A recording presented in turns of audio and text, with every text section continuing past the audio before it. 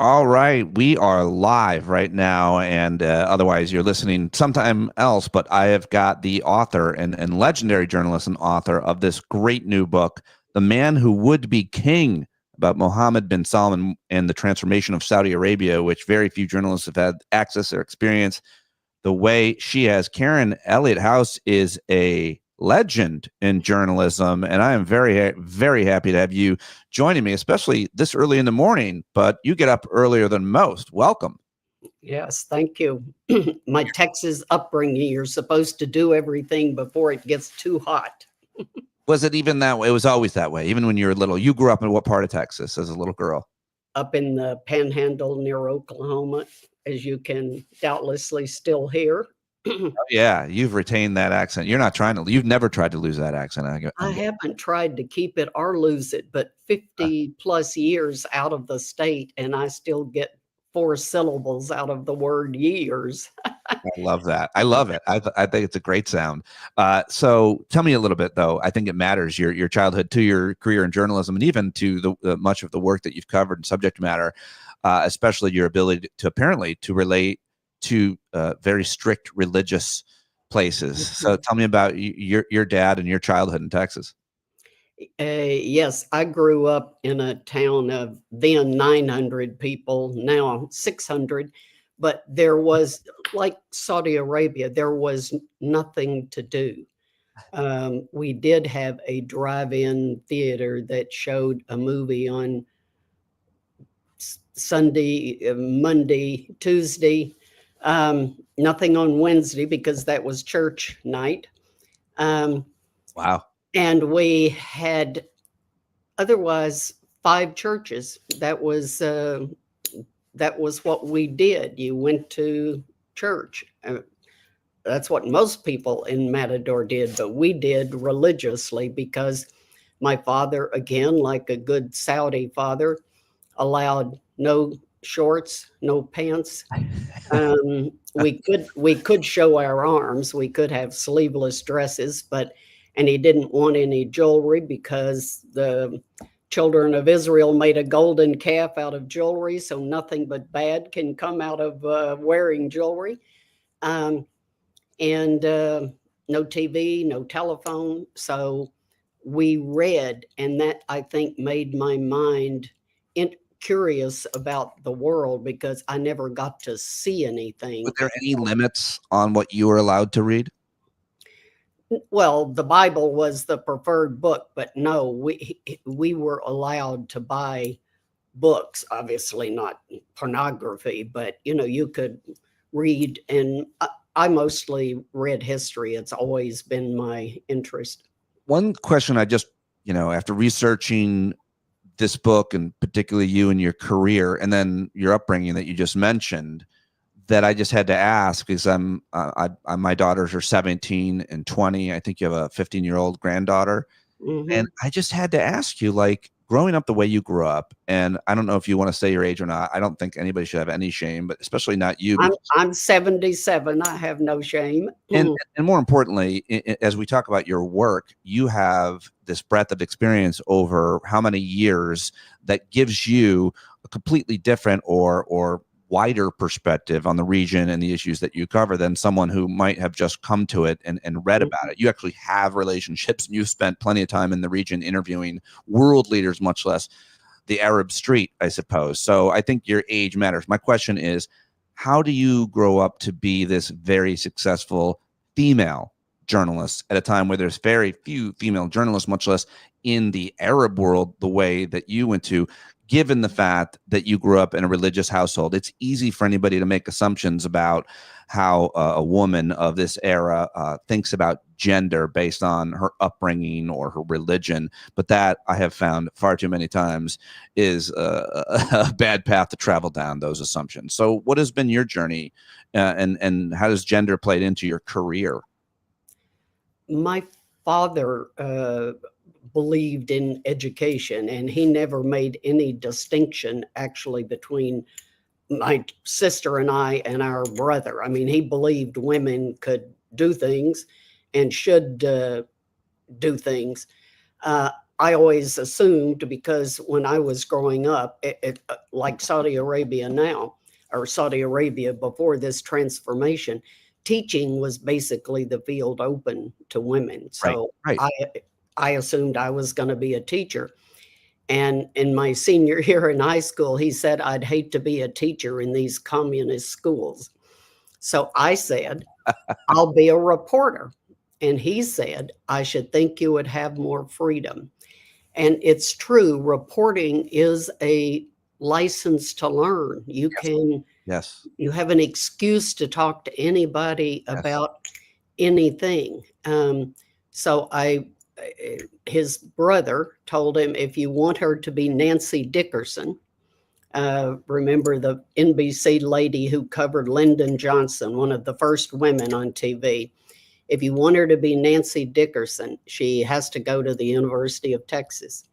So he allowed me to go to the University of Texas. And the day we went down to see if I could get into the university in August of 1966 was the day Charles Whitman shot people from the tower. Oh, the clock tower, watchtower shootings. Right. So we were in there at the registrar's office while Charles Whitman was carrying his guns upstairs. Holy shit.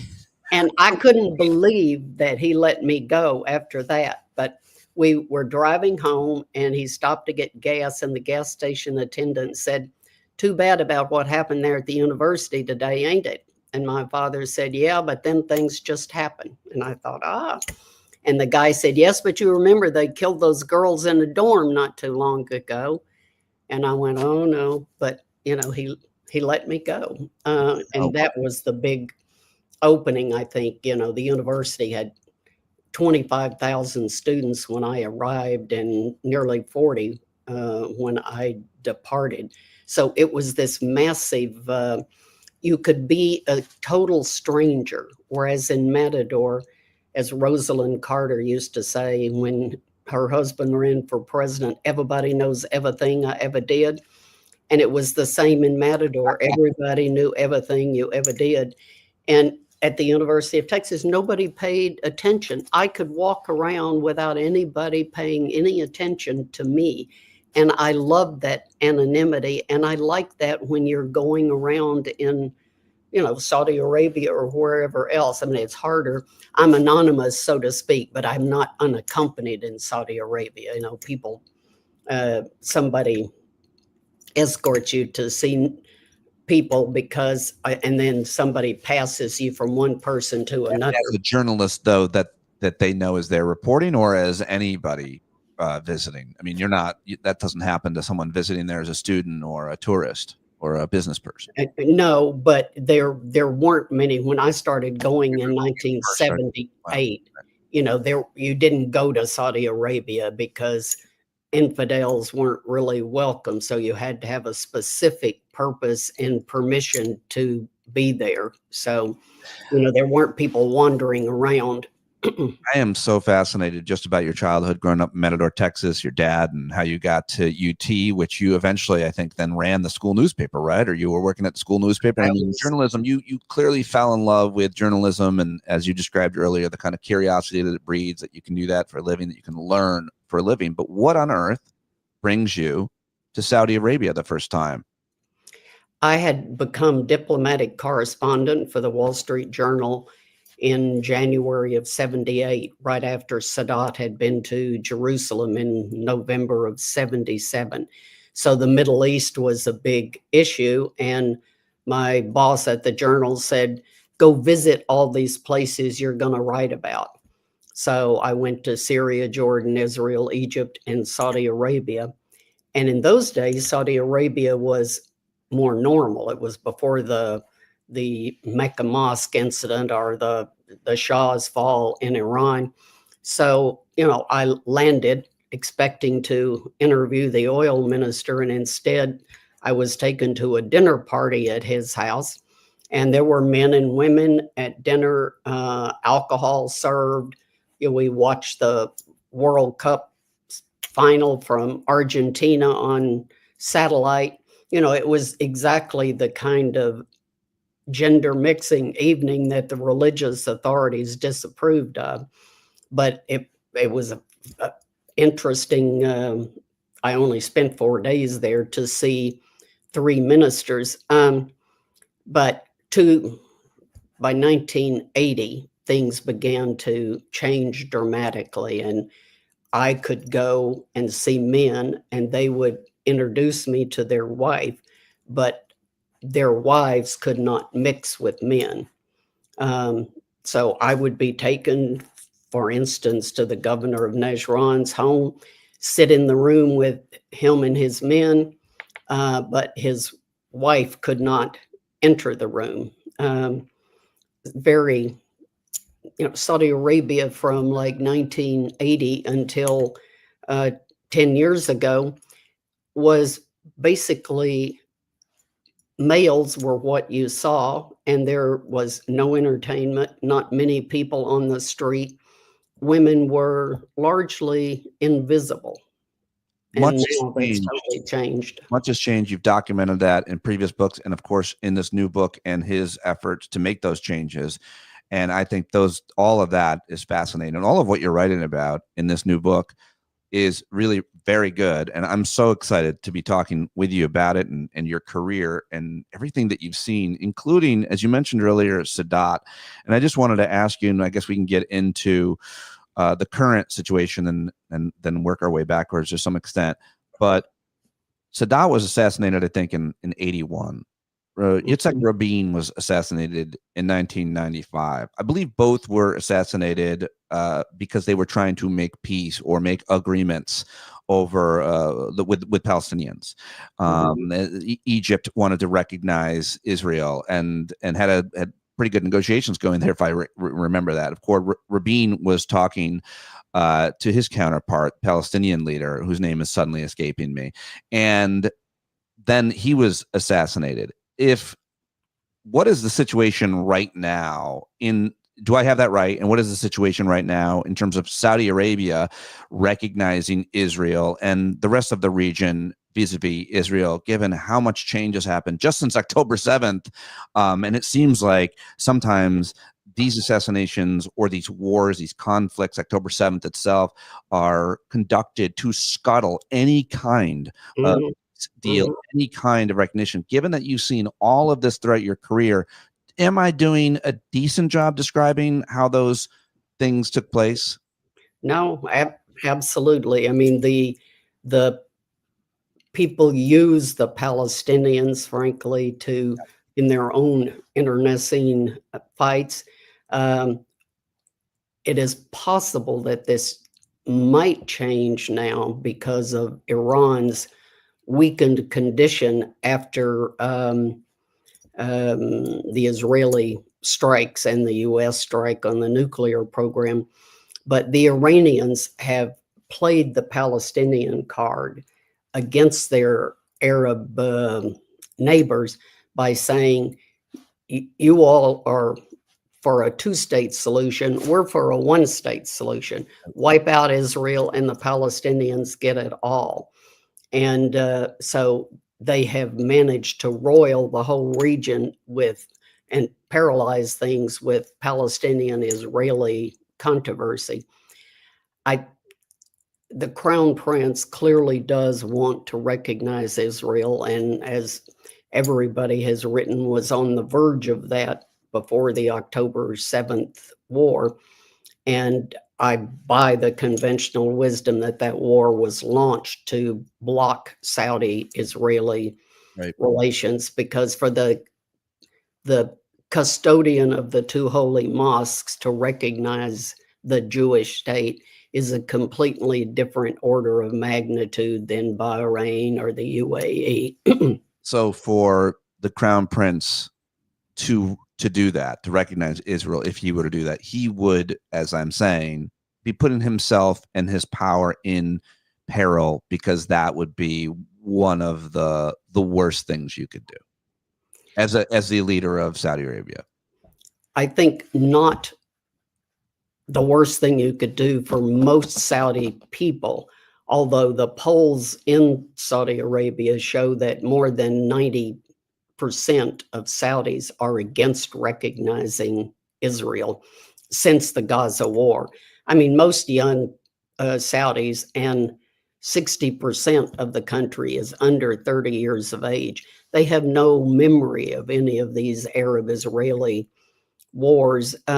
So they weren't against Israel, but watching on social media what happened in Gaza, there is great distaste. And I think obviously the Saudi people don't get a vote on their leader, but their leader, Crown Prince Mohammed, is aware, as you say, that it could be dangerous to his health to go against, not that the young would rise up and kill him, but that it would restore some of the clout of the religious who are lying low now, waiting for him to make a mistake, or the royals that he pushed out to take power, and that some connection and coalition between those two could risk his rule.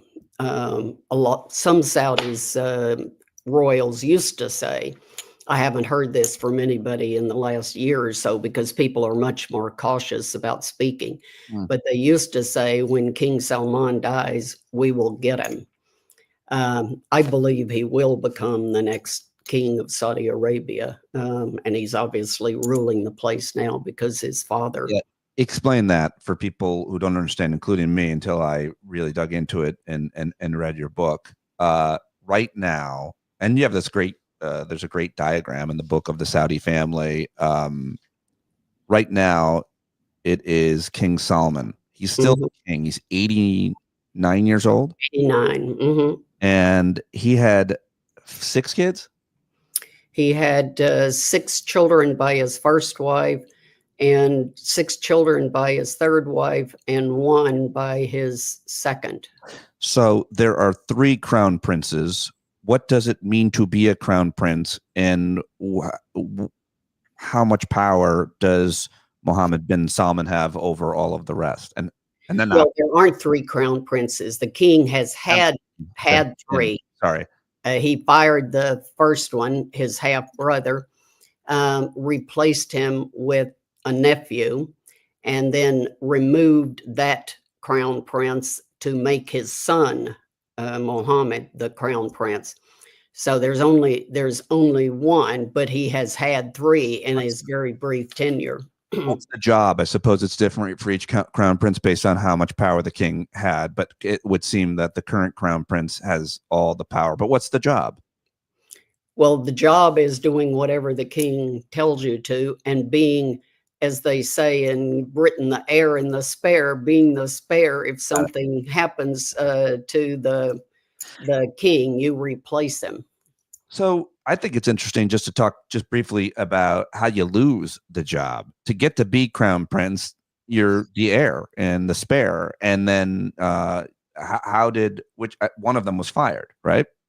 One of them was fired, and one of them was held a prisoner all night until he resigned.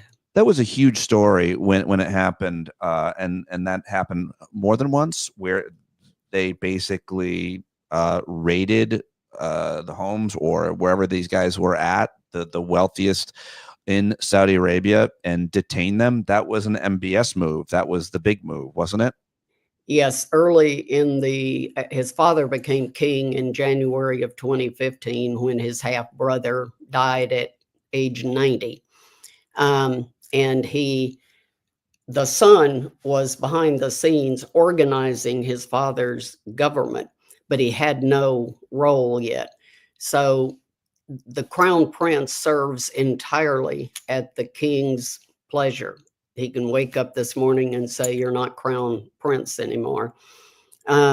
So he inherited his half brother as crown prince, and he didn't wait long to remove him and put in this younger Mohammed bin Nayef, his nephew, who was head of intelligence and close to the Americans. And then in 2 years later, in 2017, the king and his son, by then deputy crown prince, brought many of the prominent royals and businessmen, invited them to a meeting, and they were put in the Ritz-Carlton Hotel as prisoners until they gave up what was alleged to be ill-gotten money. He baited them to go to this hotel, then detained them in the hotel until he got what he wanted. Until he got, yes, money. And this was all designed to help root out corruption. I mean, corruption is still an issue, but it was a massive issue in most of the past 50 years when the kingdom has had real money. When I was doing my first book, people told me that at least 30% of the government budget every year was simply siphoned off by this prince and that businessman and that illicit contract. And, so there was a lot of spending. People were very angry about that. So they were. How do they know? How do people know about corruption anywhere without journalists like you everywhere? Like, how does the Saudi public, was it talk? Was there reporting? Were there scandals? What's it like there? There was not a lot of reporting, but scandals. I mean, in 2011, there was a flood in Jeddah, and many, many people died because the water rose and drowned people, because the money that was supposed to have been spent producing a sewage system had been taken by this person and that contractor, and it never happened. And so people knew about those things, and they talked a disaster that's supposed to have been repaired. That's a perfect example, man. Talking to you, you never know if talking to an author is going to be as good as reading an author or a writer, but you are a fascinating wealth of information. The way that you can just have it all at your fingertips based on your experience is so wonderful. AI cannot replace Karen Elliott House. I'm saying it right now. Not with this career that you have had, from the Wall Street Journal to all of these books. What do you say to the criticism that some people might have, including myself, when I first saw this book come through and just skimmed it and then looked at your work? It was hard for me. I was like, all right, I'm giving her your whole career, your books. And I was like, but still, it feels like this book might be kind of not critical enough of this man who most people know about the murder of Jamal Khashoggi. Most people know 15 of the 19 hijackers were Saudi. Some people think that certain Saudis knew about that. But most Americans have what I'll let you describe, the view that most Americans have of Saudi Arabia, and those who know of MBS, as he is known, have a view that he is a monster in many ways. The book you write humanizes him, and it's deep and goes into the history of all of this. I have a different view now after researching it and reading it, but I wonder what you would say to those criticisms that might say, listen, this is not critical view of Mohammed bin Salman or the Saudi royal family. Yeah, I obviously did not write the book to savage him or to save him. I wrote it to educate people, Americans, who I think ought to know more about Saudi Arabia. Most Americans, the only thing they know is men wear white and women wear black. Right. And that Mohammed bin Salman is responsible for the death of Jamal Khashoggi. That's the kind of new piece of information since I wrote the first book 10 years ago, 12 years ago. But, none of us, as the Bible says, is without sin, and he certainly is not. But I think, having witnessed Saudi Arabia from 1978 to now, under one old half-dead king after another, that having a young guy who believes he's a visionary and believes that incrementalism is the problem with the world, that you have to have big ideas.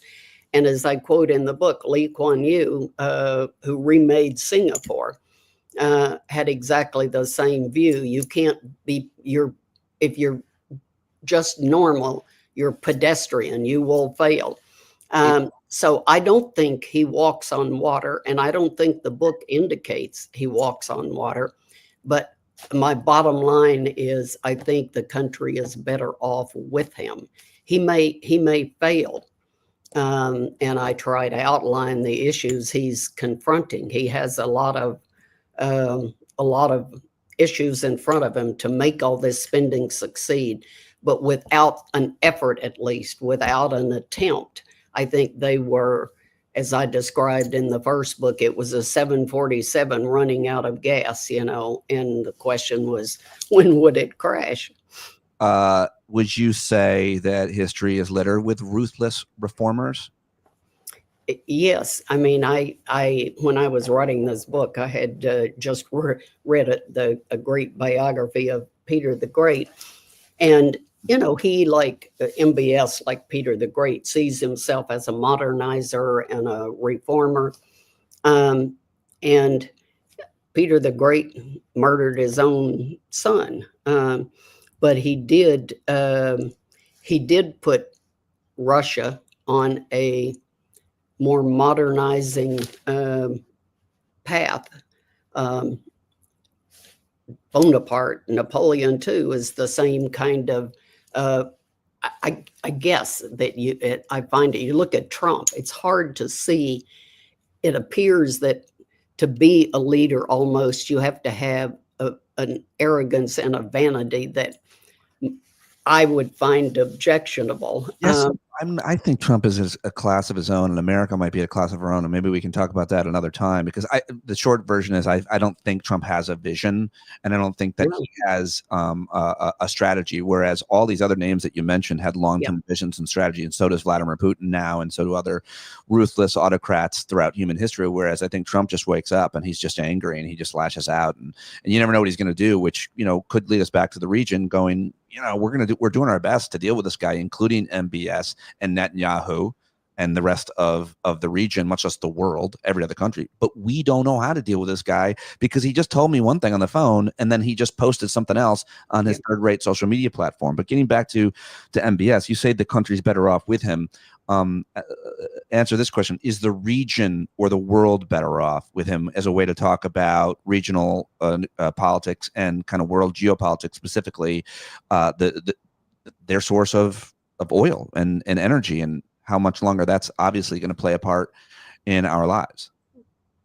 Yeah, I think he wants to recognize Israel because he wants to have a new Silicon Valley in the northern part of Saudi Arabia, near Israel, Jordan, and Egypt. He wants prosperity, and he wants protection for the spending he's done, all these developments inside the country, prosperity for his people and prosperity for others, because that's the best way to preserve, he thinks, and that's probably true. It will take a lot of guts right now, I think, for him to recognize Israel. But Netanyahu is supposedly is coming here on Monday to see Trump. And Trump is talking about peace in Gaza and hinting that Syria will recognize Israel, and the implication being that the Saudis might too, even without a Palestinian state, with just some kind of promise. I personally find it hard to imagine Netanyahu making even a promise that wouldn't cause laughter. But so I don't see the Saudi-Israeli recognition coming in the short. It's so frustrating as someone just, as any student of, I guess, economics in this case. You're talking about the new Silicon Valley, meaning technological advancements. You write about these different industries that the Saudis and other Arab countries obviously are investing in the region, obviously the Israelis as well. And it's for progress to take place in any country, you need to invest in the future technology. And yet it would seem that in this part of the world, as much as the leaders might want to, as much as the public might want to, they also still seem to think that they need to hate each other for political reasons more than anything else to stay in power. You could argue that's how Netanyahu has stayed in power, by literally supporting, propping up his enemies so he can have adversaries, so that he can have battles. And history is littered with leaders who, lead that way. But it is frustrating to know how much progress there could be made in these countries, in this region, in terms of technological, much less advancement in human rights, which you also write about in Saudi Arabia for women specifically, if not for the necessity to have an adversary for domestic politics. How did I do there? Is that the interesting thing about MBS is that he hasn't made hating his neighbors the centerpiece of Saudi security. I mean, he did restore diplomatic relations with Iran to calm that down. He restored relations with Qatar, which he had, dismissed. He has restored relations with Syria. He has tried to tamp down the regional animosities. Whether he can get from that, which he's done successfully, to actually taking the step to recognize Israel, when he has said very specifically a little over a year ago, I won't do it without a Palestinian state with East Jerusalem as its capital.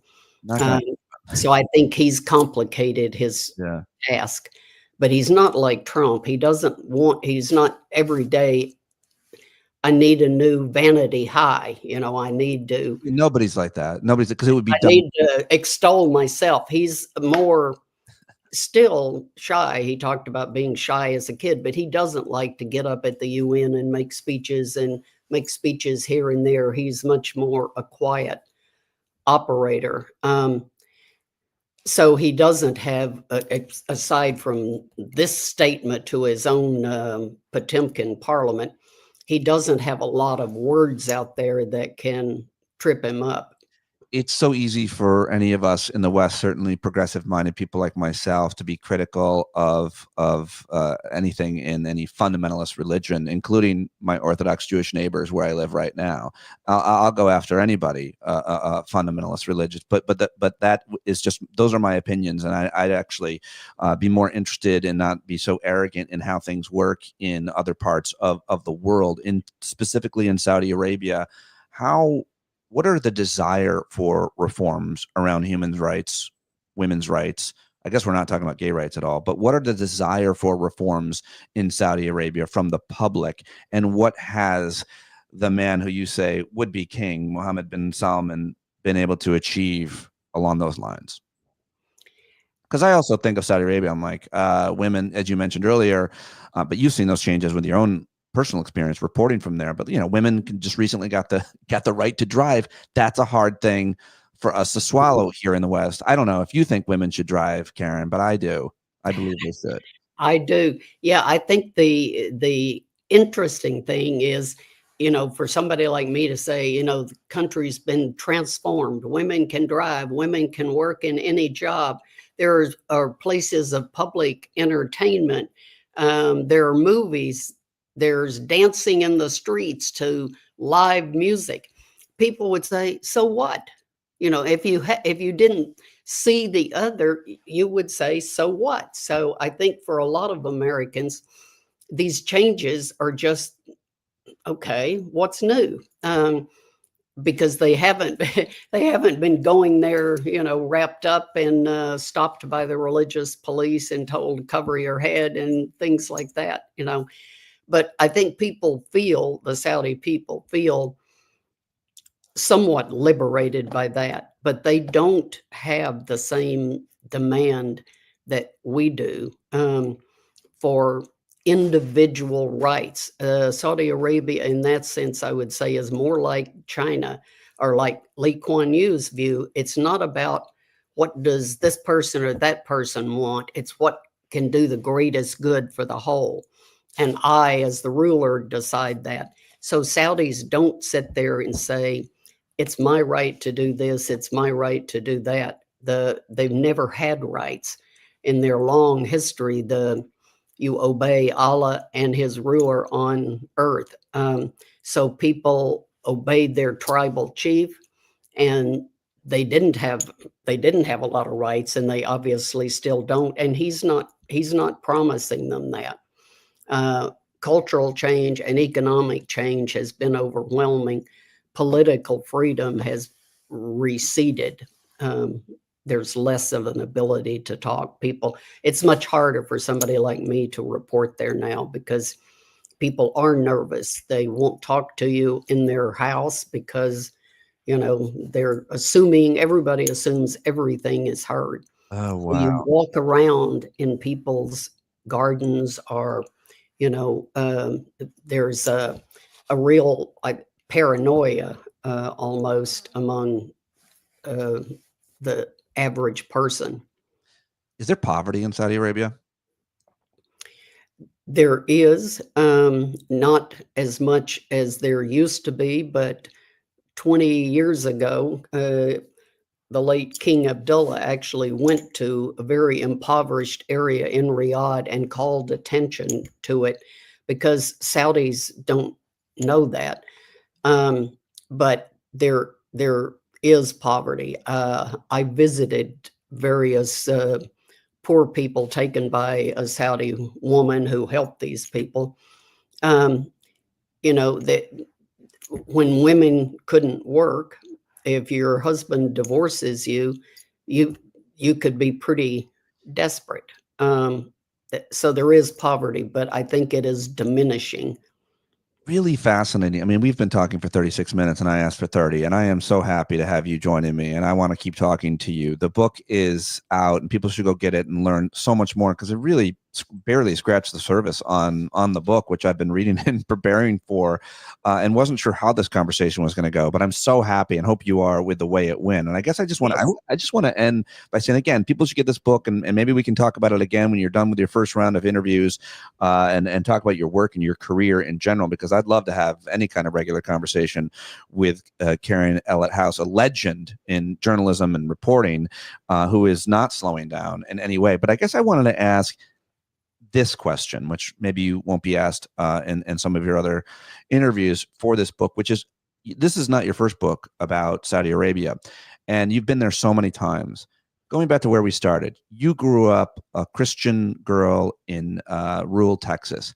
What have you learned from the Muslim world, from Muslim culture, specifically in Saudi Arabia, that you appreciated or grew to at least admire the fact that folks practice their religion this way or that?